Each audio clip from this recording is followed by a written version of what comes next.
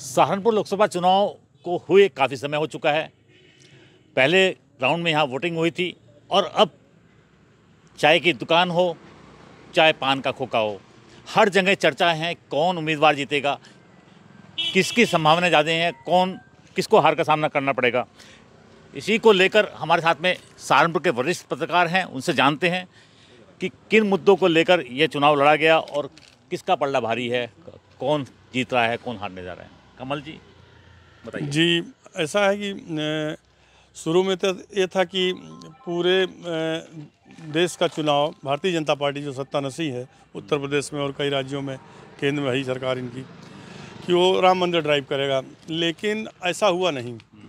Bharatiya Janata party ने 400 पार का नारा दिया, अब उससे भी उनको बैकफुट पर आना पड़ा। और जो विपक्षी दल हैं उन्होंने बेरोजगारी, महंगाई, इन चीज़ों को मुद्दा बनाया है, लेकिन उसमें भी धार नहीं आ पा रही है। दरअसल विपक्ष क्या है, विपक्ष का जो प्रचार है वो बिखरा हुआ है। जैसे अखिलेश यादव का और राहुल गांधी का आपस में पैक्ट है, गठबंधन है, लेकिन आप देखिए कि जो पहले चरण का चुनाव हुआ उसमें नदारद रहे। केवल प्रियंका गांधी यहाँ इमरान के लिए रोड शो में आई। उसके पहले अखिलेश और राहुल ने आगरा में संयुक्त रूप से प्रेस कॉन्फ्रेंस की, कोई सभा वगैरह इन लोगों ने नहीं किया। तो उसका नतीजा ये भी रहा कि वोटिंग परसेंटेज भी डाउन हुआ।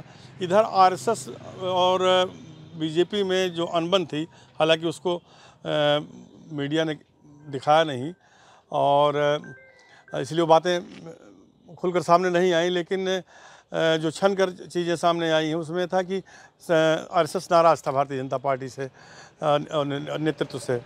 तो उस वजह से भाजपा के जो सहोदर संगठन हैं उन्होंने भी एक तरह से हथियार डाल दिए थे, वरना ग्राउंड लेवल पे भारतीय जनता पार्टी से ज़्यादा मजबूत संगठन किसी दल का नहीं है।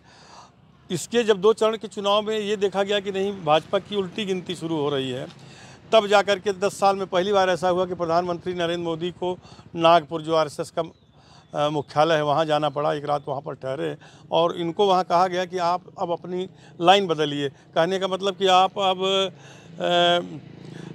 हिंदुत्व की मोटी लकीर खींचिए, विकास और इन तमाम चीज़ों के मुद्दे से हट करके। आपने देखा होगा कि नागपुर से लौटने के बाद जब अलीगढ़ में जनसभा हुई तो पहली बार नरेंद्र मोदी ने कहा कि कांग्रेस वाले और जो विपक्षी दल हैं ये आपकी संपत्ति को छीनकर मुसलमानों में बांट देंगे। एक प्राइम मिनिस्टर के लिए मतलब ये शोभा नहीं देता। और विदेशी अखबारों ने इस पर बहुत आलोचना की। गार्जियन, वाशिंगटन पोस्ट वगैरह ने प्रधानमंत्री नरेंद्र मोदी की इस पर आलोचना की। द हिंदू में भी इसके खिलाफ खबरें छपी कि प्रधानमंत्री के पद पर रहते हुए इस तरह का। लेकिन वो लगातार फिर इसी लीग पर भारतीय जनता पार्टी और उसके जो स्टार प्रचारक हैं काम कर रहे हैं। तो जहाँ तक अभी जैसे 2 चरणों में जो चुनाव हुआ है वेस्ट यूपी में, जो आपका मुख्य सवाल था, मैं थोड़ा पीछे लेके चला गया, उसमें उत्तर प्रदेश में तो भारतीय जनता पार्टी मुख्य मुकाबिल है और उत्तर प्रदेश में बीजेपी का बेहतर प्रदर्शन होगा, क्योंकि विपक्ष यहाँ उतना मजबूत है नहीं। सहारनपुर सीट को लेकर क्या? सहारनपुर सीट में देखिए मेन लड़ाई राघव पाल शर्मा में और कांग्रेस गठबंधन के इमरान मसूद में है। माजिद मुसलमानों को जितना अच्छा वोट ले जाएंगे भारतीय जनता पार्टी की राह उतनी आसान होगी। मुझे लगता है कि बेहट से इमरान मसूद बहुत अच्छी लीड करेंगे, लेकिन वो लीड की भरपाई देवबंद और रामपुर मनिहारन से हो सकती है। और सदर में जो 5-10 हज़ार वोट ज़्यादा ले जाएगा बीजेपी, उसका वर्ण कर लेगी। उसमें राघव पाल और इमरान का ही मामला है। अब बताया ये जा रहा है कि माजिद को भी ठीक ठाक वोट पड़ा है, खासतौर से गाड़ा बिरादरी में, तेली बिरादरी में। इमरान को सर्व समाज से वोट मिला है, लेकिन थोक में नहीं।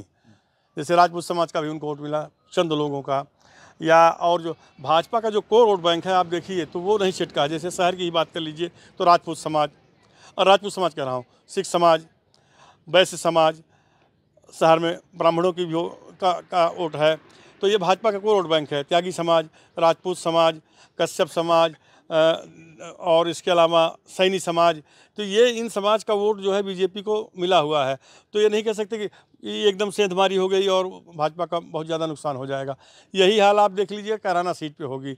सोशल मीडिया के दौर में इकरा हसन को इतना 1 साल से प्रसारित किया गया, लेकिन आप जब ग्राउंड रिपोर्ट देखेंगे तो वहाँ प्रदीप चौधरी का पलड़ा भारी पड़ रहा है।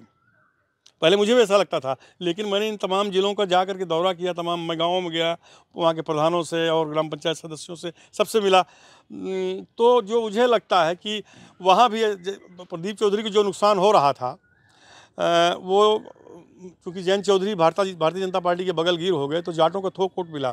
और सहारनपुर का जो कैराना का जो सिनेरियो है आप देखिए, तो कैराना में सबसे कम वोटिंग हुई वो मुसलमानों का गढ़ है। आप आइए थाना भवन में तो प्रसन्न चौधरी रालोद के विधायक हैं, उनका बड़ा दबदबा है और वो भाजपा के बगल के मतलब भाजपा के साथ है रालोद। थाना भवन में अशरफ अली वो रालोद में है, वहाँ से विधायक हैं। और इनका सुरेश राणा के प्रभाव वाला इलाका सैनियों का, और जो सैनियों की नाराज़गी थी, धर्म सिंह सैनी हालांकि थोड़ा लेट आए लेकिन वो काफ़ी कुछ पट गया है। इसी तरह से आप गंगोह और नकुड़ में आइए, कैराना का इतिहास रहा है कि गंगोह में जिसको जब ज़्यादा वोटिंग हुई, जिसको गंगोह में सबसे ज़्यादा मत मिला, वो जो है विजयी हुआ। तो गंगोह में दोनों गंगोह और नकुड़ दोनों में भारतीय जनता पार्टी के विधायक हैं, दोनों गुर्जर बिरादरी से हैं और प्रदीप चौधरी भी गुर्जर बिरादरी से हैं, कद्दावर नेता हैं। अंततः बूथ तक जाते जाते मैंने देखा कि नहीं, सब लोगों ने लानत मारा भुला करके और बीजेपी को वोट किया है। तो आप नतीजा समझ सकते हैं। यही हाल मुजफ्फरनगर सीट का मंडल में, आप वहाँ पर देखना कि गिरते पड़ते संजीव बालियान जीत जाएंगे चुनाव।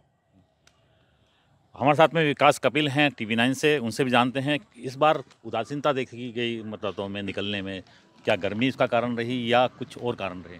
देखिए, जिस वक्त चुनाव अपने फ्लो में आ रहा था उस वक्त कई चीज़ें हो गई थी जनपद के अंदर। सबसे पहले राजपूत समाज ने अपनी नाराज़गी उठा दी, उसके बाद सैनी समाज यहाँ पर नाराज़ हुआ। हालांकि डैमेज कंट्रोल करने के लिए पार्टी लगातार रही एक्टिव रही। मुख्यमंत्री ने 4 बार सहारनपुर में प्रोग्राम किए हैं, प्रधानमंत्री यहाँ पर राजनाथ सिंह जैसी जो रैलियाँ हैं वो यहाँ पर करके गए हैं। मनाने के प्रयास सबको किए जा रहे थे, लगातार हर तरह से संभव कोशिश पार्टियों की तरफ से की जा रही थी। लेकिन जिस दिन चुनाव का दिन आया यानी कि 19 अप्रैल को, तो हमने देखा कि एक वर्ग में मतदान को लेकर काफ़ी उदासीनता नज़र आ रही थी, जबकि दूसरा वर्ग था वो सुबह सवेरे से ही लाइन में लगकर वहाँ पर लगातार वोटिंग करता हुआ नज़र आ रहा था। 5 बजे तक परसेंटेज जो है कहीं ना कहीं लग रहा था कि जाएगा, लेकिन कहीं ना कहीं भी जब 1 घंटे की जब बारिश हुई, उस बारिश के बाद भी काफ़ी जो है उस नुकसान हुआ है। 1 घंटे में जो मतदान होना था वो भी कहीं ना कहीं डिस्टर्ब हुआ है इस तेज़ बारिश और हवाओं की वजह से। लेकिन ये कहना मुश्किल होगा कि जीत कौन रहा है, क्योंकि टक्कर जो है वो कांटे की है। इमरान मसूद और भारतीय जनता पार्टी के अंदर एक वर्ग ने खुलकर जो है सिर्फ यही काम चला है, भाजपा को कौन हरा सकता है। अगर भाजपा को हराने की अगर बात है, सबको सिर्फ एक चेहरा दिख रहा था, इमरान मसूद। इसके अलावा इमरान मसूद के चेहरे पे वोट नहीं मिला। लोग कहीं ना कहीं गठबंधन को फेवर ज़्यादा करते नजर आ रहे थे। एक जो भारतीय जनता पार्टी का जो एक अपना वोट बैंक है और एक जो भारतीय जनता पार्टी के जो कार्यकर्ता हैं जो घर घर से वोट निकलवाते हैं जाने के लिए, चाहे वो संघ के हों चाहे संगठन जुड़े, वो उस दिन नदारद थे। कई लोगों के वोट कटे हुए थे। जो हिंदू बाहुल्य क्षेत्र हैं वहाँ पर कहीं ना कहीं बहुत ज़्यादा उदासीनता जो है चुनाव के प्रति देखी गई थी। संघ के लोग भी नदारद थे उस दिन, संगठन से जुड़े लोग कुछ थे जो कर्मठता से अपना कर्तव्य निभा जरूर रहे थे, लेकिन वो उस दिन इतना फ्लो में नहीं थे वो भी अपने। तो कहीं ना कहीं उस दिन थोड़ी दिक्कत जरूर रही है भारतीय जनता पार्टी के। लेकिन जब 4 जून को नतीजे आएंगे तब देखना होगा कि आखिर किसका पलड़ा ज़्यादा भार रहेगा। रही बात अगर बसपा की यहाँ बात करें तो बसपा को कहा जा रहा है कि अच्छे वोट मिला है, लेकिन मैं नहीं मानता कि बसपा को अच्छा वोट मिला है।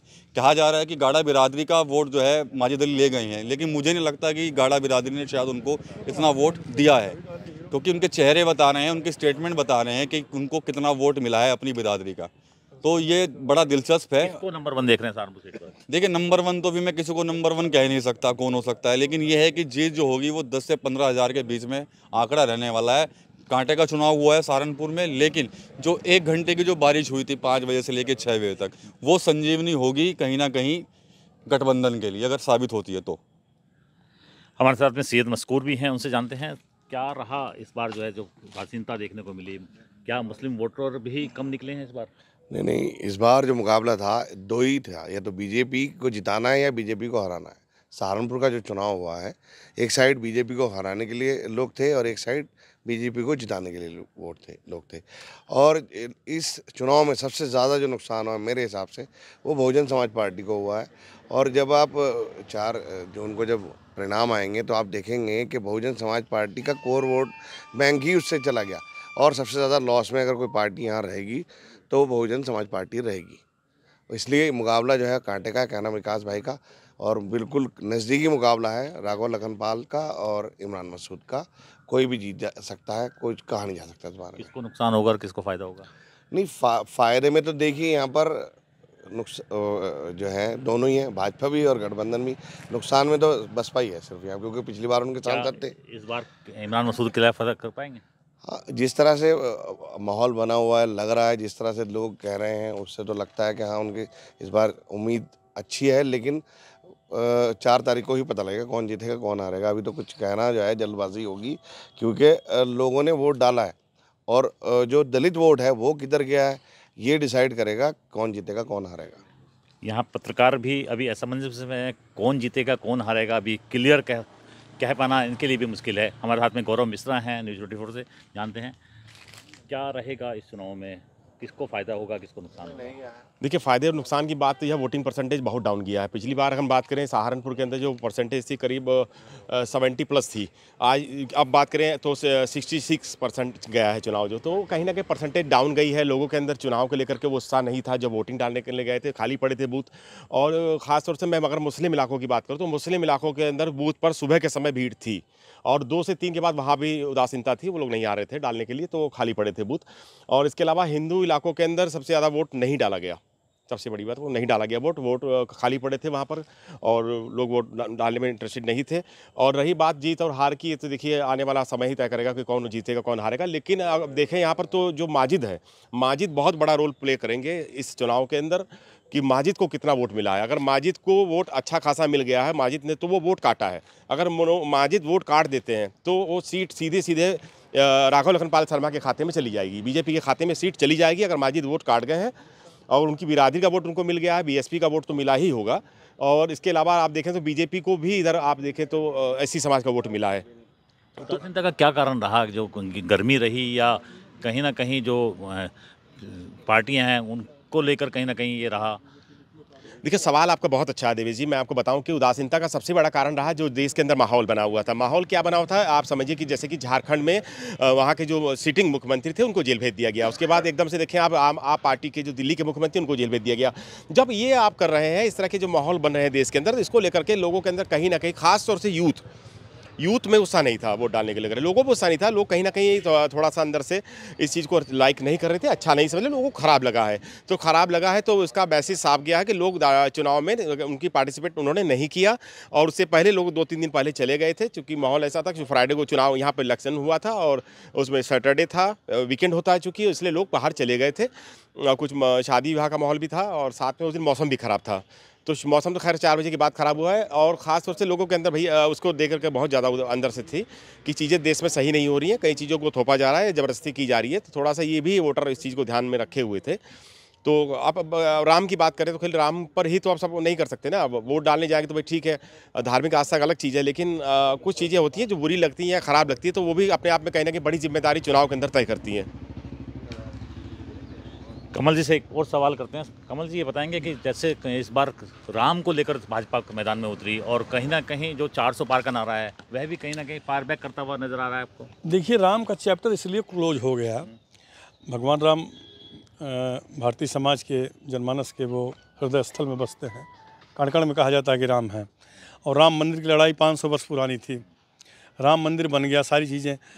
मुसलमान अगर इस पर विरोध करते, हालांकि कोर्ट के फैसले पर बना, भाजपा ने उसका श्रेय लिया कि हमने बनवाया, और उसको लेकर के राजनीति, धर्म को लेकर के राजनीति हमेशा होती रही दुनिया के किसी भी मुल्क में, यहाँ भी हुई।